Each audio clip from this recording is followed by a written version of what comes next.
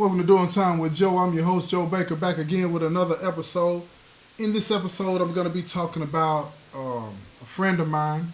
It's a cautionary tale about the life that he lived and how it ended in a tragic way.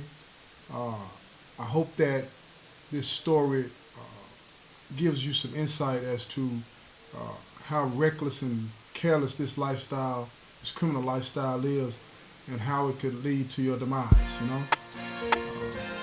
I hope that this is one of those stories that I hope that you don't enjoy. I hope that you are saddened by it, like I am. So with that said, I think that this is one of those stories that needs to be shared, because it's real and it's true. So sit back, relax, and enjoy the show.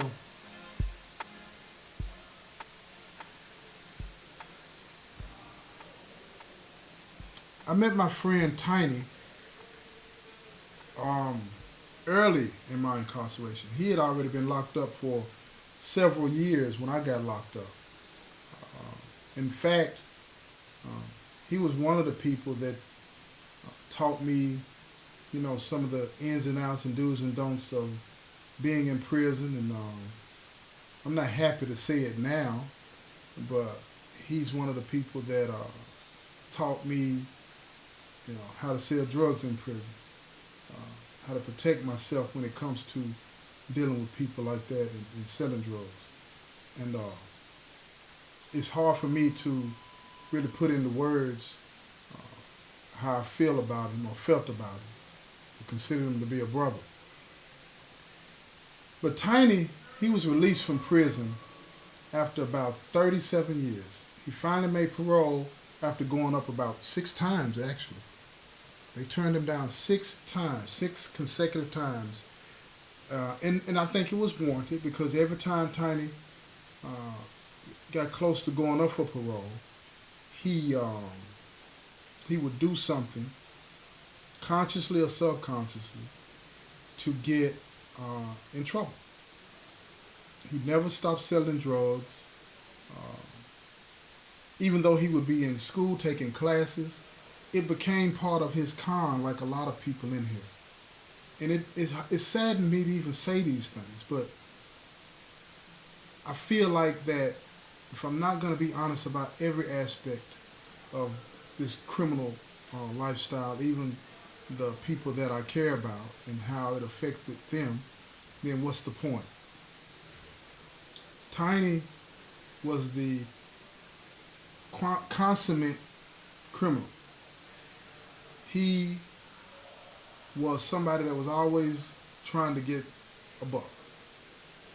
And no matter what he had to do, he would do it. We got separated once or twice throughout the time that we were incarcerated. He would be sent to one place, I'd be sent to another. And he would always stay in touch, letting me know that he was doing okay, that he was getting his money or whatever the case may be. He thought that really meant something. But I'll tell you one thing that he did do. He always encouraged me in the things that I was doing. He always encouraged me, and always would offer me any help that he could. He would call his girlfriend and ask her to look up things for me when I wasn't able to do it. He would do all of those things. He was a big help to me in a lot of ways. But the things that he would do for me and other people, he would seem to find difficult to do for himself. It was like he had committed himself to this lifestyle no matter what. And that's the part that was hard for me, and it's still hard for me to understand. How could he put himself in a situation where he would be encouraging and helpful to other people, but not himself?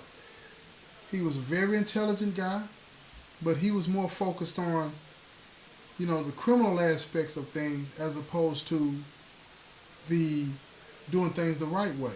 He knew all the right things to say. He even had a lot of people in his life. Most of his family were middle class people. They didn't participate in criminal lifestyle like he did. They did not participate in that type of stuff. But he did. His sisters were successful. His girlfriend was successful in things she did. He didn't have people around him that promoted that lifestyle. They were just totally against it. They went the opposite way. A lot of the friends that he had, they had moved on with their lives and left that alone after Tiny came to prison. But at the end of the day, Tiny gets out after being in prison for 37 years. 37 years. And he finds him a job. He finds him a job. Well, let me back up, because when he first came to prison, when he first got out of prison, let me correct myself. When he first got out of prison, he's wanting to start his own liquor company.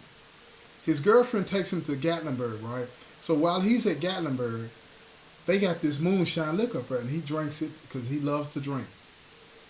And it's funny, now that I think about it, he called me. We had cell phones back then. He called me after he had sent some pictures of them being in Gatlinburg to tell me he was having a wonderful time. And he said, man, my liquor tastes better than this, and they up here selling this thing for $50 a job, $20 a job. I'm like, what? What you mean by that? Yours is better? He said, man, I can make some liquor better than this. I'm finna get me a license and make me some liquor and sell it. So he looks into it, and he finds out, because he's a felon, that he can't get a liquor license. So he decides to do what a lot of people do. He decides that he's just gonna make the liquor. So he's at his girlfriend's house in the basement cooking liquor.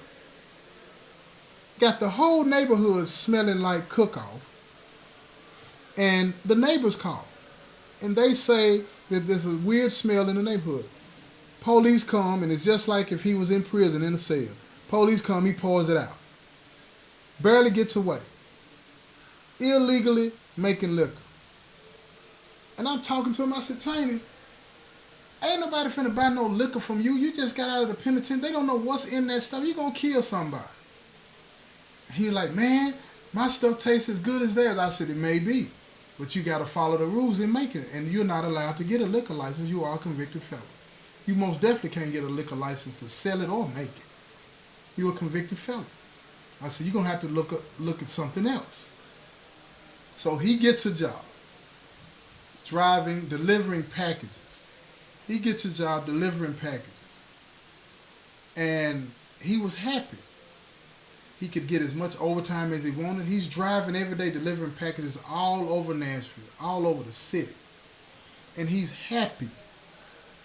And I remember one time I called him and I was talking to him, and he was excited to tell me that he had delivered a package to the police department.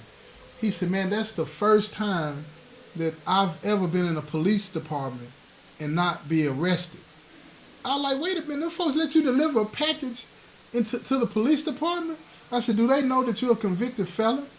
And he said, man, the company that I work for, they're known for hiring felons, and the stuff that we deliver is not something that would, violate this or violate that. I'm like, oh, good for you, man.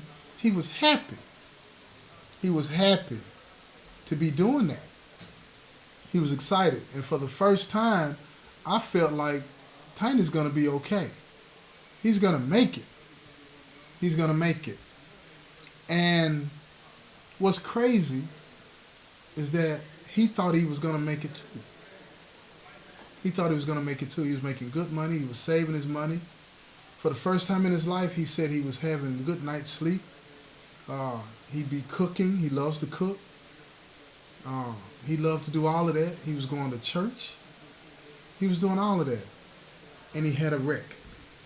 He was working overtime one night, and he had an accident, and it flipped the van, and it hurt his back, messed his back up. So he had to get workman's comp, but he didn't want to stay off from work because he was afraid that he would lose his job.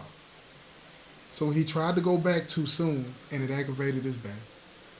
So they told him that they were going to have to, let him go home for a while and heal up, and that his job would be there when he got better.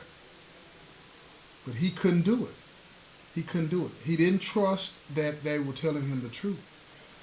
Plus, while he was off, whatever money he was getting for workman's comp wasn't helping enough on the bills. So he decided to go back to what he knew, robbing. So he tried to rob somebody that he knew. That's the details that I got. And he ends up getting shot in the process of that robbery. And as a result, from being shot, he died a few days later. 37 years in prison, y'all. And he didn't make it 2 years out there free. He didn't make it 2 years. And I think that it's because he didn't give himself a shot. He had a magnificent mind. Magnificent mind. But he had spent so much of his time thinking about things that were illegal that when things got tough for him, that was his go-to. And a lot of us do that. A lot of us get out of here and we give up because things are not working out as smoothly as we would hope they would. But we have to give ourselves a chance. That's all I want to say. Give yourself a chance. Give yourself a chance. Don't be the next Tiny. Don't be the next person that spends more than half of your life in prison and then you get out and you don't make it 2 years. Don't be that next person. Don't be that next person. This has been another episode of Doing Time with Joe. I'm your host, Joe Baker, and I say peace, y'all.